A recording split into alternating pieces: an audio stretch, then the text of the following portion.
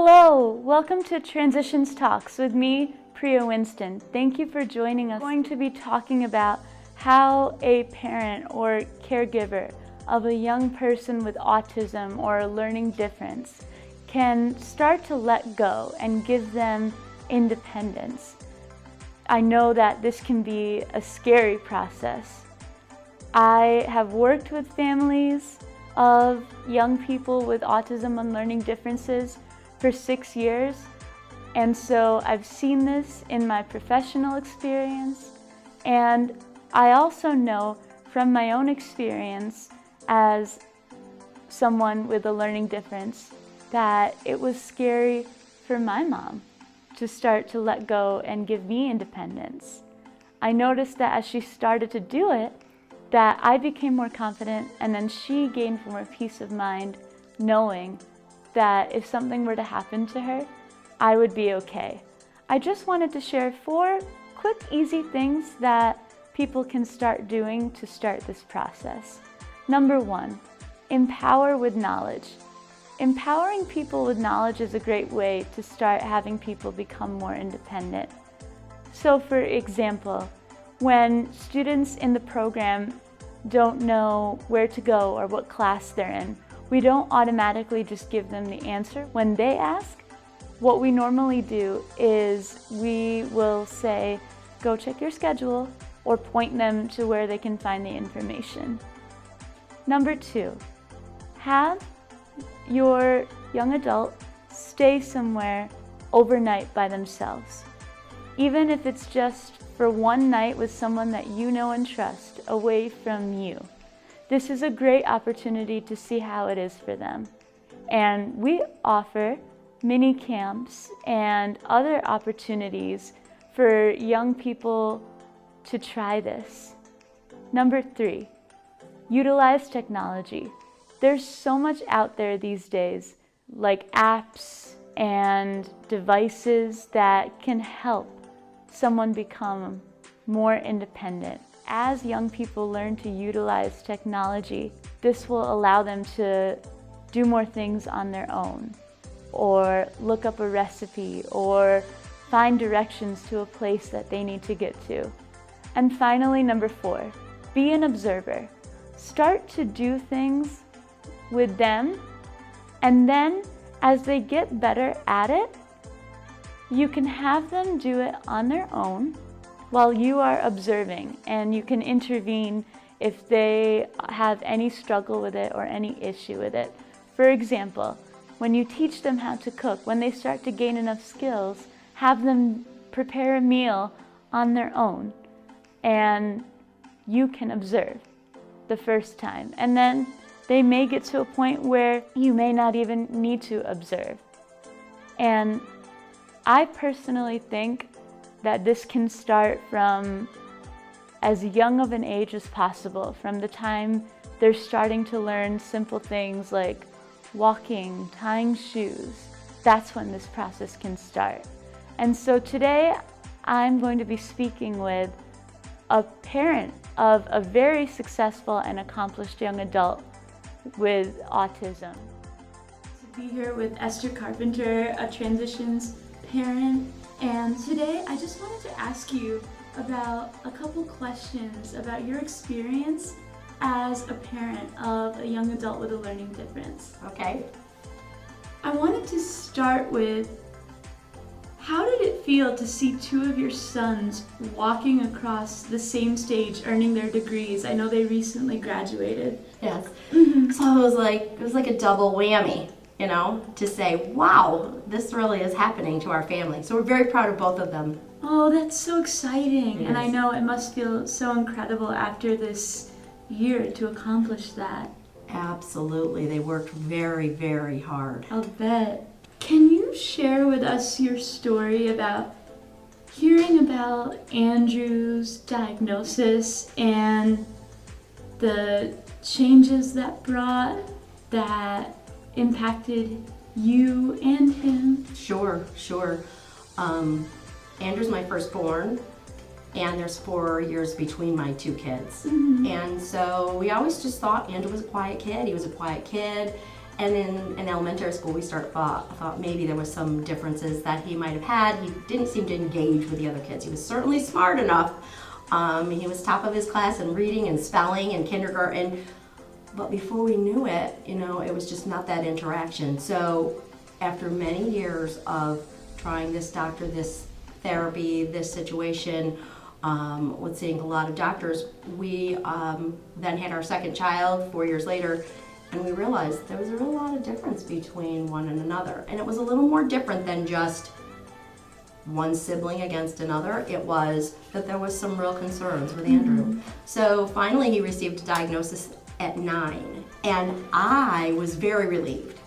Because I knew that there was something, but I needed a name and I needed something to be able to research and look at and find out how I could help him. So I had that. So for me, it was relieving.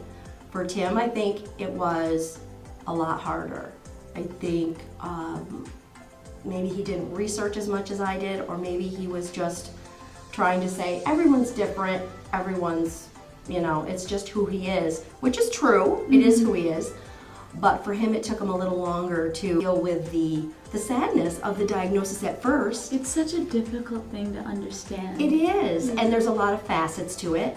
But with time, he got through it, and Andrew's just Andrew, and we just treat him like anybody else, like everybody else at my house. Right. Thank you so much for sharing that story. I know it's not easy, and I'm just so proud of Andrew and seeing the way he's blossomed and Oh my God, where yes. he's at in life and his confidence now. It's just incredible. It's amazing. Given that, I wanted to ask you, did you ever think Andrew would be at the point in his life that he's at today? He has his associate's degree, he's a singer in Flame, he's working. Did you ever expect that for him? Deep down in my heart, I did. Deep down in my heart, I knew he could do it. I didn't know if we would get there or how long it would take to get there. I mean, we're very blessed with everything that has happened in Andrew's life and the achievements that he's made. He just really keeps persevering, and every time he achieves something or every time he starts to move a little forward, we're cheering him on. So I think that's very important. That's incredible. Yeah. It sounds like you believed in him from the get-go. From the day I held him in my arms. Yeah. Yes. That's amazing. Yes. What is something that you taught your children, and specifically your other sons, about Andrew's diagnosis? And did you address issues the same way with them as you did with him? Like I had told you, Andrew was diagnosed at 9, so John was like 6. Yeah. And so it was hard. But as they were growing up, we first told Andrew right away because we wanted him to know maybe it's tougher for you to do this, or maybe it's tougher for you to interact with kids. But the reason is because you have autism. And even though that's what you have, it doesn't mean you can't learn those things that you need to move forward and to get where you want. So we started right away with that. And then as a parent, you parent your each child you have differently, a little bit differently, with their likes, their dislikes, their challenges. And every one of them, neurotypical or not, have challenges. So we really focused on just his strengths. And we told the kids, John specifically, he needed to just take a step back and let Andrew absorb things. John's really quick with things, and Andrew takes a little more time to absorb it. And John learned that he needed to give Andrew a little more time. But they were both held, and all 3 of my boys are held to standards of our house. Whether you have autism or not, you're still taking out the garbage, you're still washing down the table, you're still doing dishes, making your bed, and things like that. So that's just parenting, I guess. Sounds like you had a lot of the same expectations across the board. Absolutely. And it might have taken Andrew some more prompts than the other 2 to get going. That's okay. Andrew still has lists at our house in the bathroom or in his bedroom so that if he does have a challenging day, he can quickly look at it, and I'll say to him, if you're having an issue today, look at your list. You don't want prompts? Look at your list. And he does. That's amazing. I'm so glad you taught him some of that from an early age. And what was Andrew's favorite hobby as a child? Andrew at first was into Thomas the Tank Engine. Everything Thomas the Tank Engine. He knew the numbers, he knew their colors, he knew that was probably at 3. And then he loved to read. When Andrew was really young, he could just recite to you one fish, two fish, red fish, blue fish, the absolute entire book. Then he went into a couple other phases after Thomas the Tank Engine ran out. He was into Power Rangers. That was always fun. Wrestling and Nerf guns, and just like any other kid. Still, he has some of those things that he just really holds on to. But we explained to him the difference between, what's appropriate now and what's not, and what's appropriate to do alone, and what's cool things to do with other people. Nice. So Andrew is a singer in the band Flame. When did his interest in music start? At 8 months old, he would be in the back seat of the car singing away, and he would just at that time la la la la la, but Andrew spoke very early at 9 months, so he right away would start singing and humming. My mother did a lot of music with him. My mom played the piano, so Andrew would sing while she played the piano, all while he grew up, and he just has been singing. I've always sang to him, so it was just something it just had in him forever. Wow, I didn't realize that from an early age he was interested in music. Yes, he's loved it forever. And you've raised 2 sons to adulthood, one being neurotypical and one diagnosed with a learning difference. What advice can you give other families who have a child that's gotten this diagnosis? Or what other suggestions can you give to families raising a teenager with learning differences? I would say the one, whether neurotypical or not, encourage. And I think that trying new things and encouraging them to try new things is critical. For kids that are neurotypical, it's a little easier for them to try new things with the encouragement of the parent. For Andrew, being on the spectrum, I think it's a lot harder for him to get to that point, but we just continually to encourage him to try new things, do new things, taste new things, go new places. And even if he tries it once, our motto kind of is try it once. If you never want to do it again, that's okay. Try it once. And then sometimes afterwards we can talk to Andrew about, how was that? Was it as bad as you thought? Was it as better than you thought? And he will sometimes say, I'm never doing that again, which is fine, like everyone else. Or he'll say, that wasn't that bad.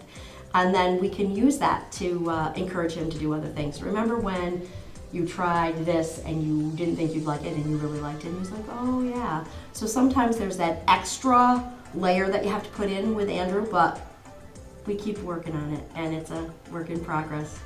I love that. That was kind of the motto in my house growing up too. Try anything once, especially with food. Yes, especially with food. You have to try it once before you say you don't like it. Right. Is there anything else you'd want to share with us today? I don't think so. I just want to say thank you for inviting me to tell our story, our family story about Andrew and about the Carpenters. And we are a work in progress, all of us. So as you know, at Transitions, we have a concept called Flash 11, which is where we clean up and organize things for a quick 11 minutes just to make sure everything is just in its place really quickly. and I thought we'd utilize the same concept just to ask a quick 11 questions that are just fun to get to know you better. Okay, that's great. Number 1, what's your favorite color? Blue. Blue. What is your favorite flower? Carnation. Nice. What's a book that you are currently reading or recently read? It's How to Pray. It tells you to look inside yourself, which I think sometimes I'm so busy in my life, I don't get a chance to look inward. And so that has definitely helped me to be a little more grounded in the last month or so. That definitely sounds helpful. Yes, I need it. Well, would you rather buy a new purse or a CD? A new purse. Me too. Pasta or burgers? Oh my God, I'm a pasta girl. Do you prefer cooking or baking? I prefer cooking. Would you rather go to a professional football game or a Broadway musical? Oh my goodness, that is so hard for me because I love both. I love both, absolutely. So I don't know if I could choose. Do you have a favorite date night? That's funny. Yeah, just actually going for a ride and getting a cup of coffee and having a conversation with my husband. That's always my favorite. I like that. That's always my favorite. Do you prefer dogs or cats? I'll tell you, I was always a dog person until I got a cat. Really? And now I'm kind of like a dog-cat lady because we have too many of both. What are your pets' names? I have Stella, who is a German Shepherd. She's a beauty. And then I have 3 kitties now. Ginger and Pepper. And then we recently found a little very sick cat, so Andrew named her Cinnamon because now we have the Spice Girls. What would be a dream vacation for you if you could go anywhere? Italy. And I'm going, I'm making that dream. Thank you so much for joining us, Esther, for opening up about your experiences and being vulnerable. Thank you for having me. And thank you so much for watching. Join us next month on the next episode of Transitions Talks. To learn more about transitions, visit www.transitionsusa.org.